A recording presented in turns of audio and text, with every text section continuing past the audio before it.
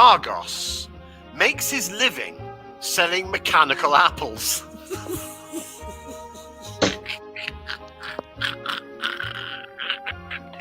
On a business trip, he takes the train from Doncaster to Cardiff to find that the journey will be on a rail replacement service, which soon becomes a bicycle replacement service, which becomes a piggy bank replacement service, which becomes a sitting down in a wet puddle until dying of old age service.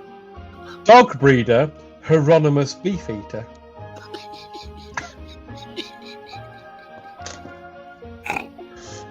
Was in line for the biggest prize in the dog breeding world.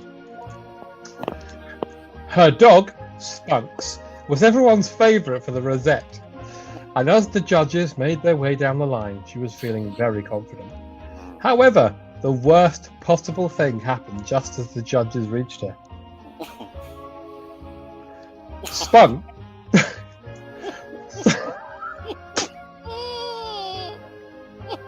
Stop it.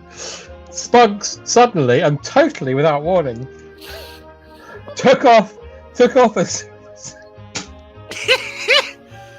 deep breaths. Took off at supersonic speed, headed to Japan and detonated over Tokyo, starting World War III. A tribute act evening goes horribly wrong when the lead singer fails to turn up and the audience have to spend 2 hours listening to If I Could Turn Back Time on a loop whilst looking at a chair. And they all lived happily ever after, is how most stories end. In the case of storyteller Bixby Bonnocks, this was not the case at all. After one fateful storytime session at his local library was attended by an evil wizard who didn't like the cut of his jib, a spell was cast on him that meant that every time he finished a story, he fired arrows out of his arsehole. The slogan for Interflora, of course, is "Say it with flowers." Yeah. But Helena Umbrella Nanana is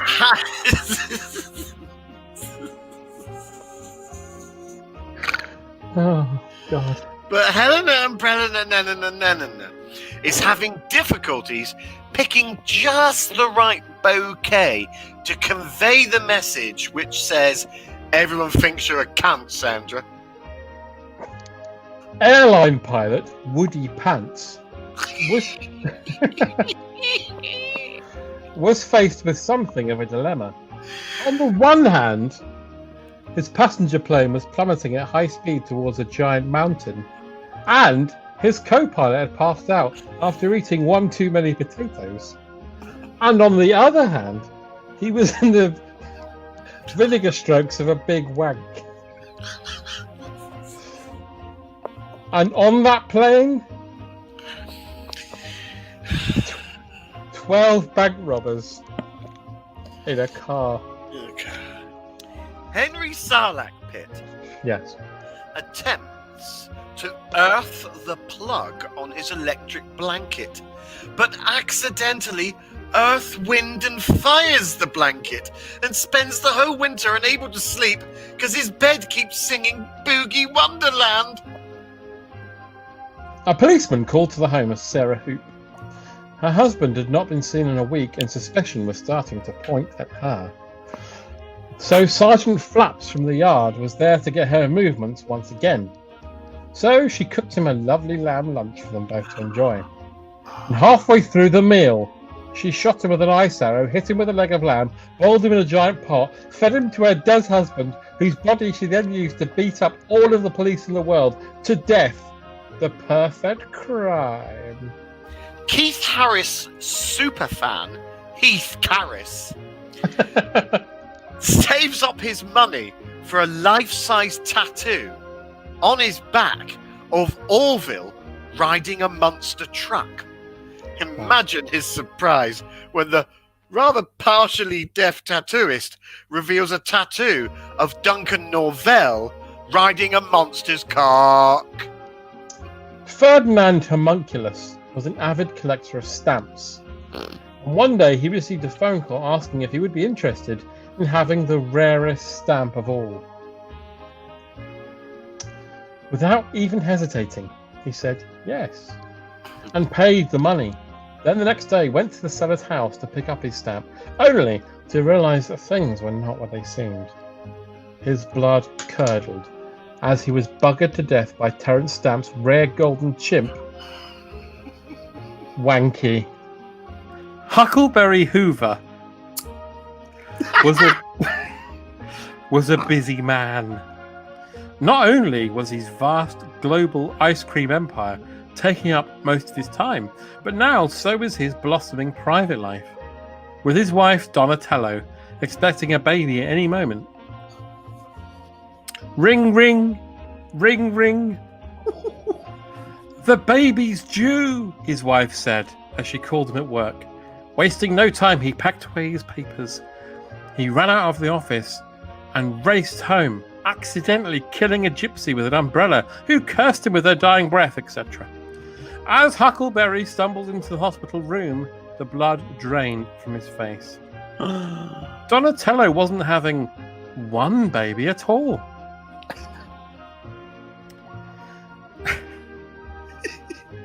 She was having hundreds and thousands. Derek Caligula visits the Greenwich Observatory and suddenly develops irritable bowel syndrome while standing with both legs on either side of the meridian dateline.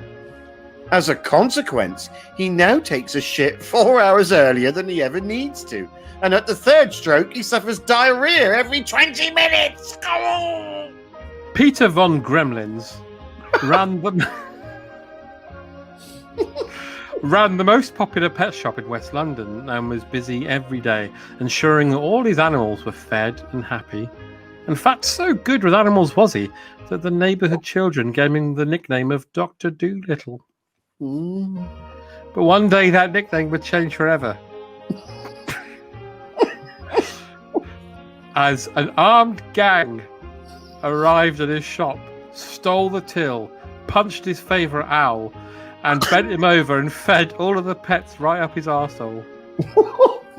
After that, the kids would point at him and sing, "Dr. Poolittle, he sits on the animals." Millennial first-time homeowners, Jessica and Peter Sharknado, put their London flat.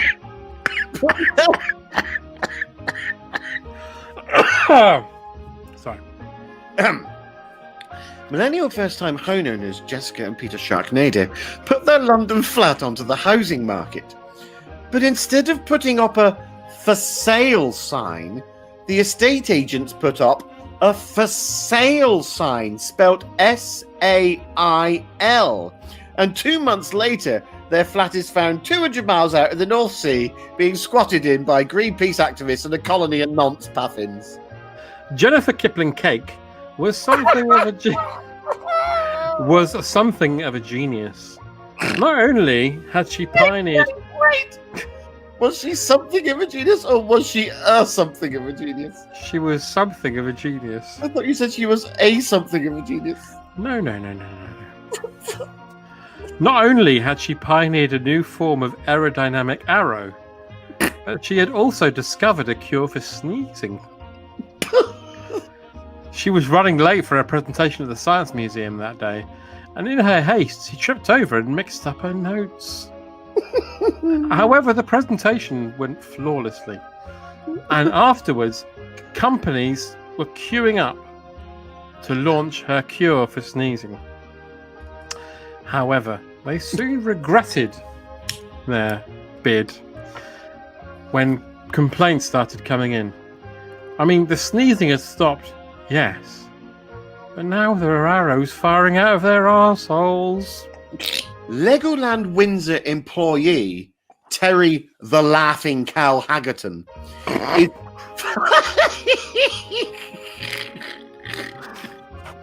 You never find out why he got that nickname. I don't know. We'll never know, I'm guessing. Legoland Windsor employee Terry the Laughing Cow Haggerton is fired for adding a few extra bricks onto the groin of Winston Churchill, making him look somewhat aroused in the Cabinet War Room exhibit. Mm-hmm. He is fired.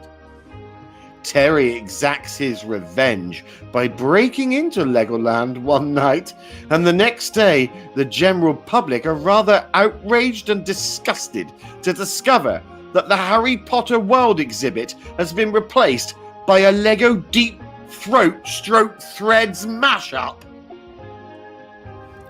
Anyway, this is called Driven to Murder. Car salesman Jingo Chemicals was a very desperate man. It was nearly the end of the month, and he was told by his boss that if his sales didn't improve, he'd be fired. All he had to do was sell one more car, and he'd live to see another month. He had no sales forthcoming.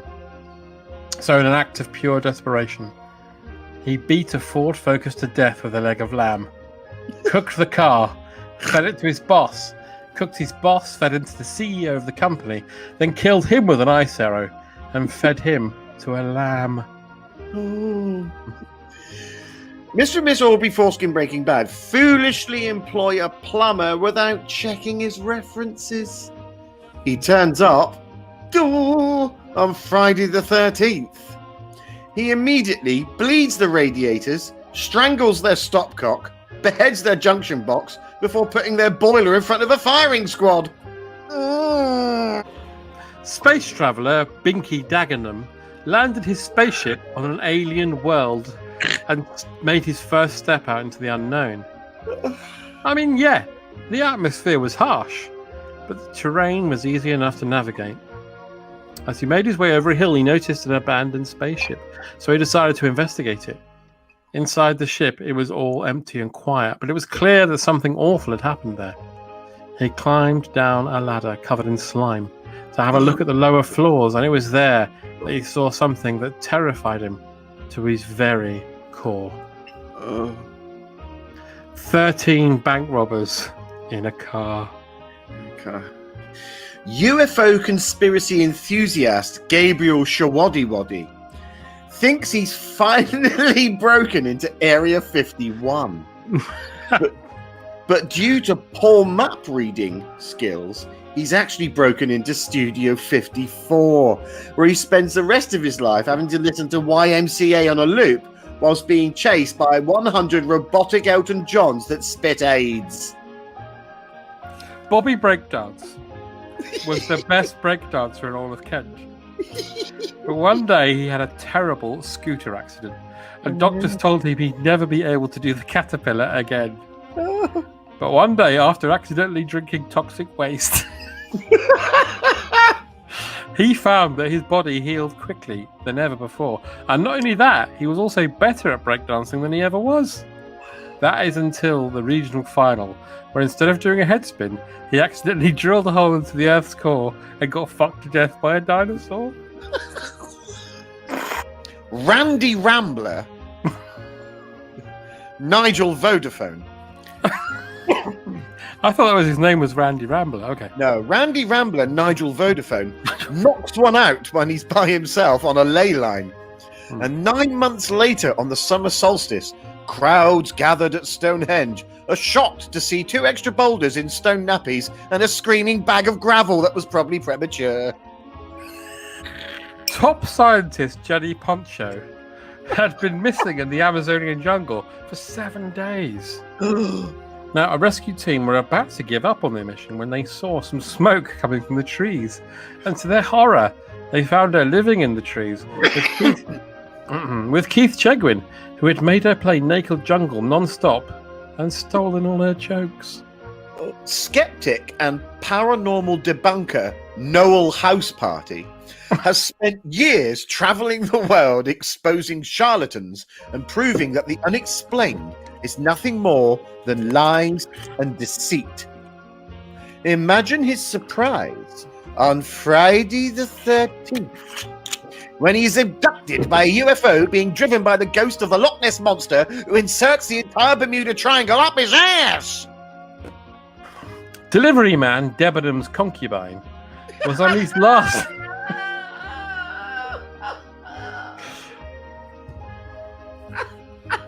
Debenham's concubine? Yep. He was on his last... my name with this moustache. Should be. Debenham's concubine. With my reputation. It was on his last round for that day. The old hill up on the old house up on the hill. The old hill up on the house.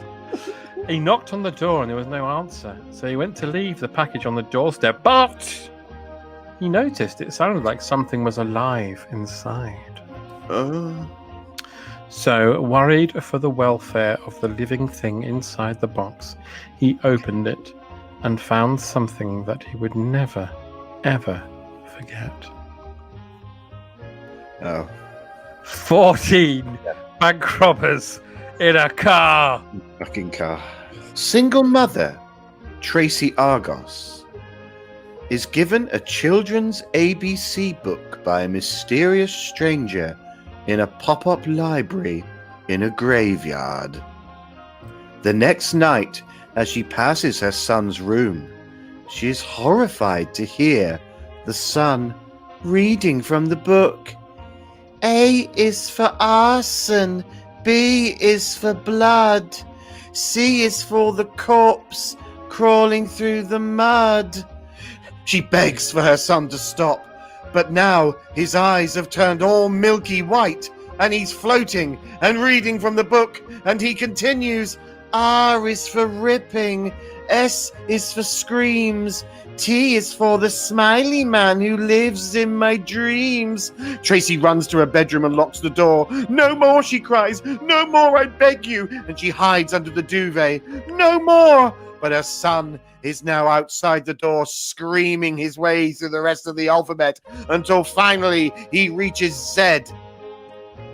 Z is for the sleeping man, now awake in your bed. Harry Handles woke up with an itch on his neck. He thought nothing of it until he was shaving and noticed 2 puncture marks there. What could have done that? A bat? A cat? A vampire? The next day, there were more. So he decided to set up a secret night vision camera before he went to sleep. He woke up... He woke up the next day to find more marks. 2 puncture marks. So he watched the video back, and to his horror, he found that every night he was being visited by a stapler. Penny-pinching miser Clive Noyes tells his children that the tooth fairy is made-up rubbish, and any teeth they put under their pillows will just be put in the bin. Oh. Well, that night he goes to bed, ignoring the faint little tippy-tappy footsteps coming from the attic. Surely nothing to worry about, not on this night. The next morning he awakes, but he's soaking wet, and he's covered in leaves and squirrel shit. Was it Dawn, or was it the noise upstairs? I mean, Clive knows that the tooth fairy isn't real, but what about the roof fairy? Housewife Joan the News at 10 had never lied to a policeman before. But PC Marmalade mustn't know that her husband Trevor is wrapped in a blanket in the cellar, dead. So, thinking fast, she beats herself over the head with PC Marmalade, cooks them both in a stew, feeds them both to a lamb, then beats himself to death with Joan's husband. And the lamb does this, making it look like he did it all, the husband, that is. Karen 1996 UK Fisheries Act is persuaded to visit a local psychic by her best friend, Helen Nitrogen. Against her better judgment, she attends the reading, and the psychic is called Renee Toothkind, who tells her that she will meet a tall, dark, handsome stranger. Karen dismisses it all as a load of old bollocks and accuses the psychic of lying and leaves without paying. The very next day, Karen does meet someone. Is it a tall, dark, handsome stranger? No, it's a short, albino, ugly strangler. Caveman Og Ogmanson was out hunting with his faithful dog Mur. It was a pleasant day, much like any other. The sun was shining, the trees were glistening. Yeah, he'd been hunting loads of times. It was exactly like that. And he was after some buffalo for his tea. However, he would soon regret leaving the cave that day, and his blood turned to a very cold temperature. When, out of the trees, a lone, hungry, rampant T-Rex appeared and bummed him to death. Malcolm Babybel invents but failed to patent the world's first ever word search. Right. It gains popularity and becomes very famous, and it's soon seen in newspapers all around the world. Except he didn't get the patent. Now, 40 years later, penniless and bereft, he takes his own life. His suicide note is found as a 20-foot by 30-foot word search. It takes the family 3 hours to work out why he did it. Stockbroker Legacy Tumbledryer was nervous at his desk. Legacy Tumbledryer. He'd just put the phone down to the Hong Kong office, and his gamble had not paid off. He'd embezzled £10 million of his client's money, and not only that, he'd also signed his soul away to the devil in the process. As he sat there, assessing his options, he noticed the small print in the devil's contract, and before he could even absorb what it meant, his boss walked in with a policeman to witness him having to give birth to endless giant pineapples. Blackpool confectioner Derek Vapepen has earned the reputation of being a cruel and angry shopkeeper. His penny-pinching, shady deals and bombastic attitude towards staff and customers means that his sweet shop is far from sweet. Local residents get their revenge by breaking into his shop and concocting a sweet justice. Within a week, Derek is now homeless, he's lost his house and his business, when he discovers that the latest batch of rock, the stick of rock, has the word cunt written through it along with his PIN number. Owl handler Balthazar Oinks was enjoying his Monday morning. He'd had a fine coffee and a splendid egg, and he was merrily making his way to his shed where he kept his prize owl, Baloo. But his face was to get much, much worse, and his day, in fact, when he opened the shed and the blood drained from his face, as instead of finding his beloved Baloo on his stand feeding on a mouse, he instead found No. 15 bank robbers in a car? Completely mad, bi-curious, disgraced vet, Tony Windows Vista, combined with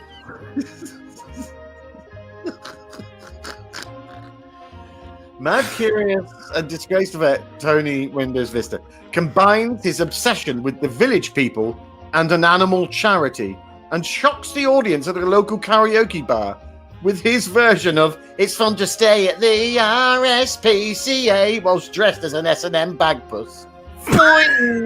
Housewife Jennifer Googlet was in something of a pickle. As PC Testicles was round for his weekly cup of tea, she'd noticed the dog was barking at the door to the airing cupboard that contained the body of her dead husband. PC Testicle asked what was in the room, so quick as a flash, she hit him over the head with Bristol, posted Bristol to Cardiff, shot Cardiff with an ice arrow, boiled it in a pot, fed it to the local police station for their Christmas dinner. Legend has it that a young Sir Isaac Newton was hit on the head by a falling apple and came up with the laws of gravity. No. But very little is known about his second cousin, Sir Aubrey Vindaloo, who accidentally sat on an apple and came up with a butt plug. Foig. US President Donald Trump was not having a good day. Not only had he lost the US election, but he'd also found out from his private physician that rather than doing wheeze through his penis, he would now have to do all his wheeze through his nose. Also, Just then, a T-Rex emerged from the cupboard and bummed him to death. Sticks and stones may break my bones, but names will never hurt me, says local fuckwit Bernie Fondue.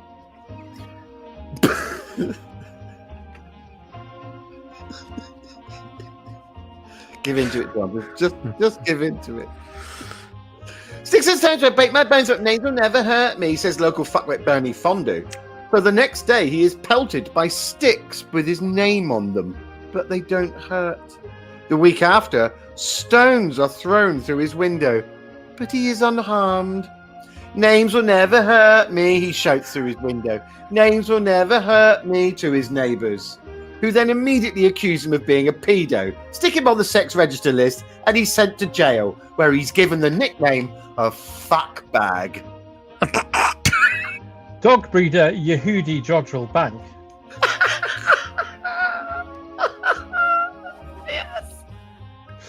was in a great mood.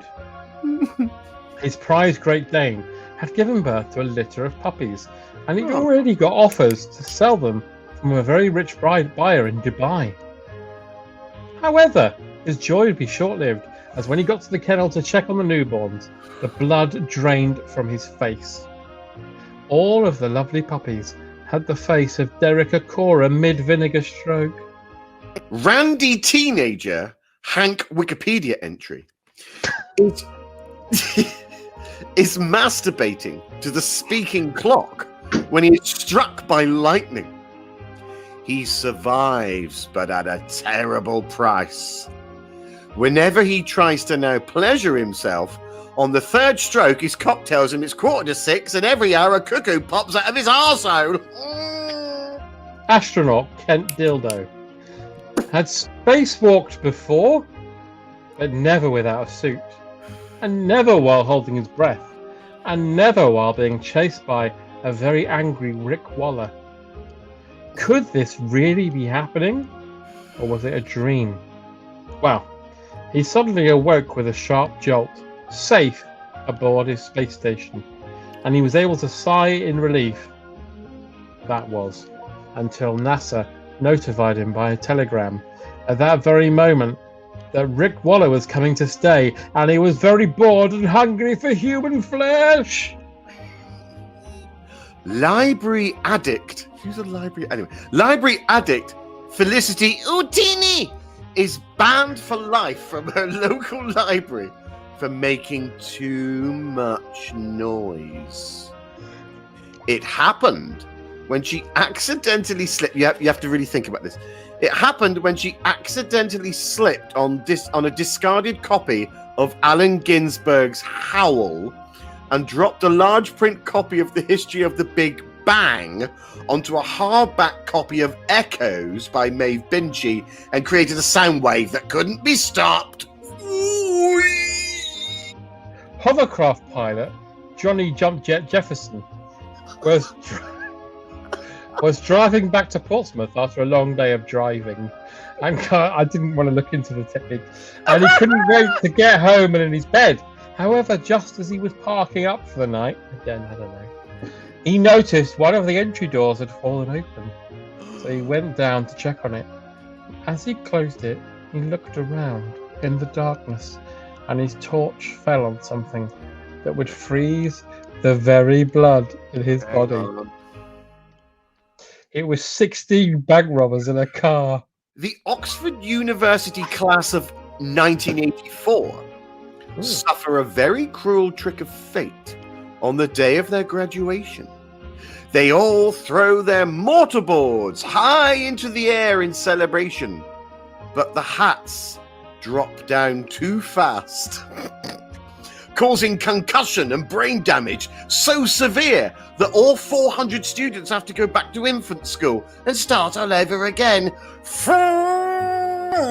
Housewife Cynthia Rollerskate was having a bad day. Not only had she accidentally murdered her husband with a gun, Hang on. but she was also having to entertain the entire Lancashire police force in her gazebo to raise money for Spina Bifida at 3 p.m. So After they arrived, she prepared a cold and poisoned buffet before shooting them all with an ice arrow, boiling them in a pot, feeding them all to her dead husband, putting him inside a lamb before feeding him to her new husband years later, then shooting him with an ice arrow, putting him inside a police station. Then she later feeds to Fontaine-on-Sea, which she then boils in a pot and then shoots with an ice arrow. The year is 1978, and easily suggestible TV viewer Simon Caddyshack 2 is watching Why Don't Never cough through a Tales Sorry. Unexpected again, John. The year is 1978, and easy suggestible TV viewer Simon Caddyshack 2 is watching Why Don't You? The theme tune tells him to go out and do something less boring instead. Because he's so suggestible, he immediately attempts to combine lion taming with skydiving, and his body is found on top of Ben Nevis with a VHS copy of Born Free up his arso, and a dead lioness in a parachute up a tree, and a top hat and a whip wrapped 200 foot away on the remains of his bollocks. World-famous orchestra conductor Grigory Mountain Dew was nervous. This was to be his first concert at the Royal Albert Hall, and he wanted to get things right. So he decided, for nerves, he was nervous. For So he nerves. decided to have a stiff drink to steady them. Sadly, he didn't realise that the wine he had been given was actually highly hallucinogenic LSD water in a bottle, and the audience were shocked and stunned when the performance began and Grigory stepped out from backstage with a baton up his cock and a grand piano sticking out of his arsehole. According to an old theatrical superstition, you must never mention the Scottish play inside a theatre unless you are performing Shakespeare's well-known tragedy. Well, tell that to poor old Bethany Macbeth, who, when introducing herself to the Amdram Society's first day, and there are... I'll try again.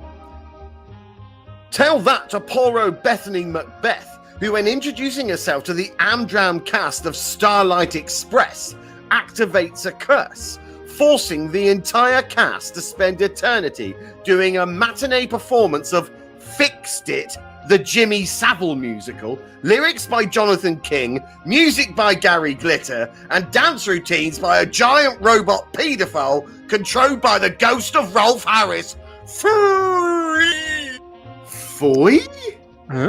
Poet Profitable Topiary was up against it. She'd been up all night pulling an all-nighter to finish her poem, This Is What the Devil Is. She had finished 30 minutes before a courier would be picking up the manuscript, so she called a friend, Pencil Diggory, to read it to him. The poem was this. This is what the devil is. A major pain in a pool of piss. He can't go to church because he's banned. He's got great big horns and a great big hand. As Pencil listened keenly, his arsehole exploded, his face melted into his pint of mild. Miserable ode self-obsessed pity magnet Elliot Tamagotchi Jr. stands before a jukebox on New Year's Eve in his local pub. It's 3 songs for 50p, so he puts in 20 quid's worth, but only playing the same song over and over again, namely the 11-minute version of This Is the End by The Doors, which plays for 22 hours straight, forcing the entire party and staff to commit mass suicide, including the brewery. Oh, I wasn't quite ready. Hoover salesman Vincent Hullabaloo had something of a dilemma. Yes, his cursed Hoover ate people and gained sustenance from their souls, but on the other hand, he had a sales quota to beat. So one day at the house of Mrs. Gladys Love Truncheon, he turned on the Hoover and he ate both their dogs. Horrified by what he had just witnessed, she demanded Vincent opens up the Hoover to look inside. And what she saw inside would make her blood run cold. Go on. 17 bank robbers in a car. Social media addict Ottawa Confetti sets up a live tweet deck inside a Zoom call running through Microsoft Teams using FaceTime and Facebook Messenger, which completely overloads reality.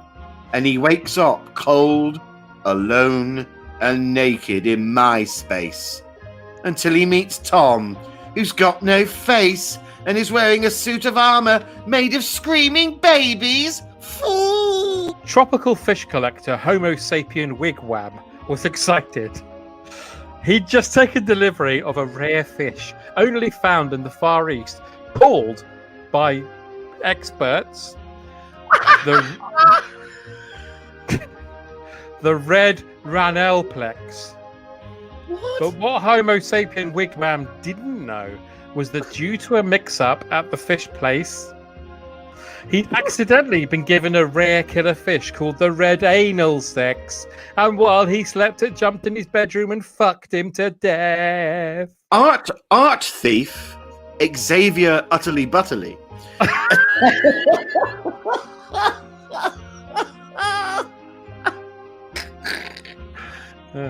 Composure.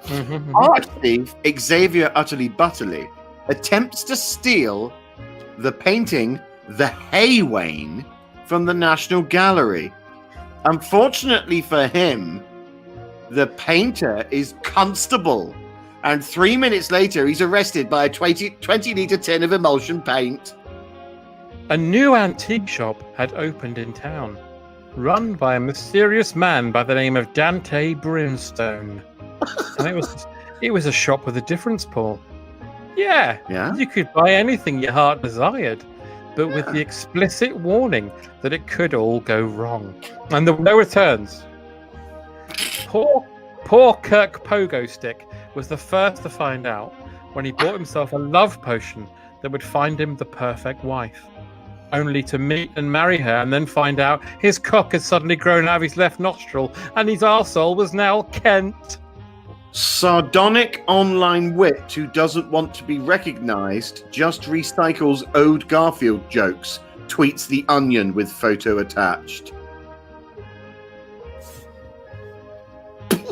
Housewife Jennifer Spume was nervous.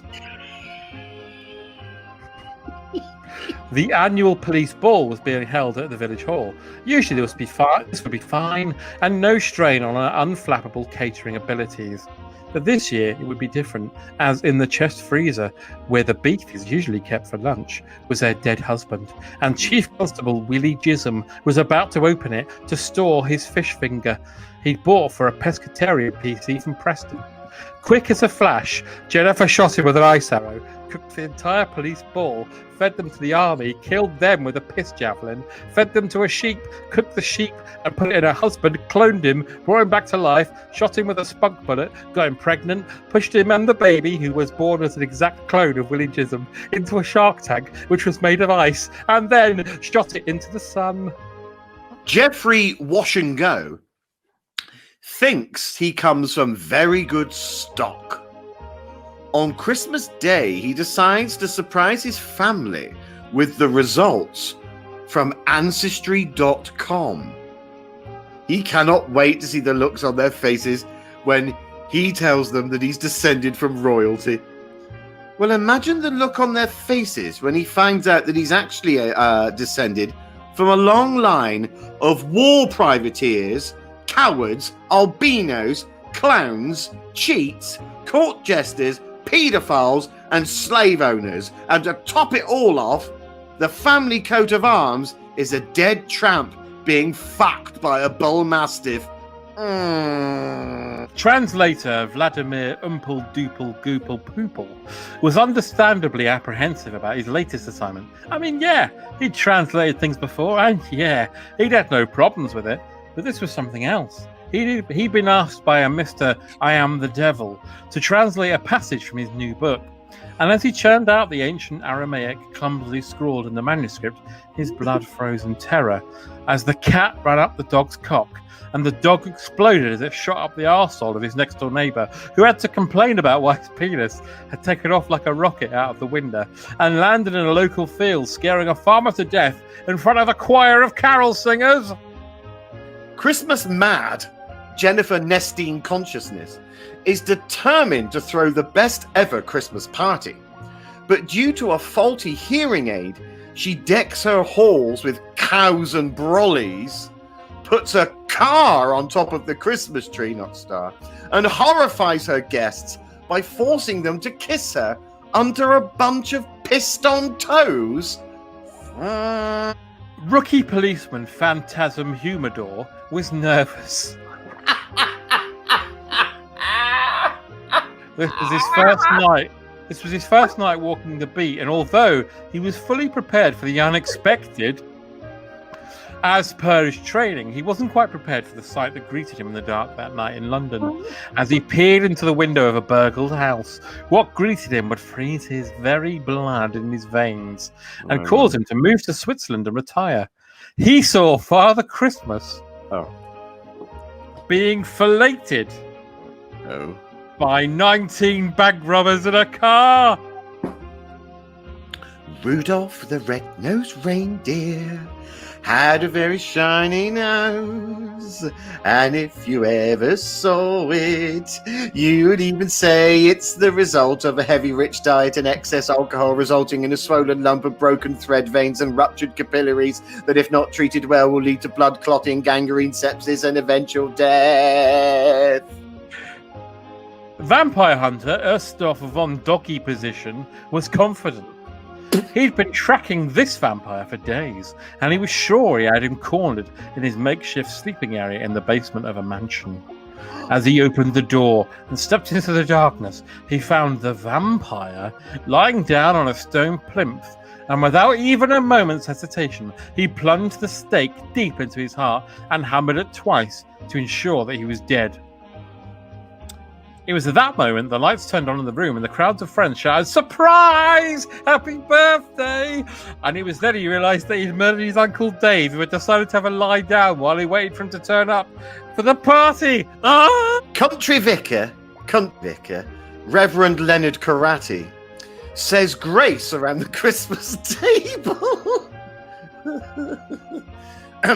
Country vicar Reverend Leonard Karate says grace around the Christmas table and blesses the turkey. Or does he?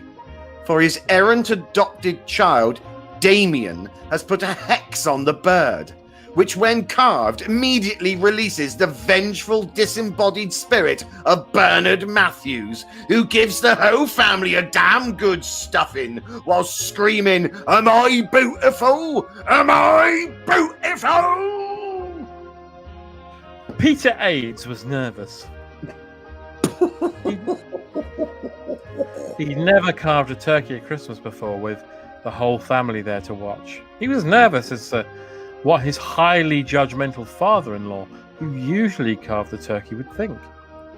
However, things were only about to get worse, as in his haste to get it over with and to impress his father, he took his eye off what he was doing and he carved his mother-in-law to pieces and put the turkey up his arsehole. Oh, God. 12 drummers bumming, 11 bikers dying, 10 lords are weeping, 9 ladies screaming, 8 emails failing, 7 swans are drowning, 6 geese decaying, 5 demonic things. 4 falling turds, 3 dead hens, 2 burning pubs, and a zombie partridge covered in fleas. Housewife Sheila Shitpipe was getting increasingly nervous as Inspector Dog Dick looked for the sugar to make his cup of tea. He'd popped round to talk about... No, carry on. It's fine. He popped round to talk about the neighbourhood watch scheme and was keen to emphasise how important it is to keep your eyes peeled. Little did he know, that Sheila's murdered husband was in that very cupboard, and he was about to come face to face with a corpse. So quick as a flash, she shot him with an ice arrow, boiled him in a stew, fed the stew to Harry Seacombe, who was hosting a special police edition of Highway, who then ate all of the police officers in the studio, as he does, and was then murdered by Sheila with another ice arrow, fed to Lenny Bennett, who was run over by Paul Daniels, which was then hushed up by the Freemasons, who Sheila murdered with an ice arrow, and fed to Martin Daniels, who got ill from botulism, died, was buried in an ice grave, found by explorers in the year 3023, woken up, and fucked to death by a space bear, which was then shot by the RSPCA, who were now a terror organisation, headed by Sheila's great-great-grandson Frank, who it turns out was made of ice and stew, and was also a mercenary for hire who worked for the shady organisation headed by 20 bank robbers in a car! It was a cold, frosty morning, and Ebenezer Scrooge awoke with a start. What a strange succession of dreams had just plagued him. Yet, he was a changed man. Yes, he felt even more angry than normal. He pissed in the fire and threw the coal scuttle out the window. "You boy, you cunt!" he cried. "What fucking day is it?" "Why, it's Christmas But before the urchin could finish, Ebenezer threw the fire poker directly through the urchin's head. "Who fucking wants some?" he screamed to the world. And so, with sharpened knives and a sawn-off shotgun, Ebenezer took to the streets, stabbing vagrants and beheading carol singers, until he finally unloaded both barrels directly into Bob Cratchit's face. Grabbing Tiny Tim's crutch, he clobbered Mrs. Cratchit to death, and shoved the crutch right up Tiny Tim's quivering arsehole before drowning him in his own blood. "Merry fucking Christmas, you can't!" roared Ebenezer. The end. Paul, can I say that's beautiful? But can I also add, what?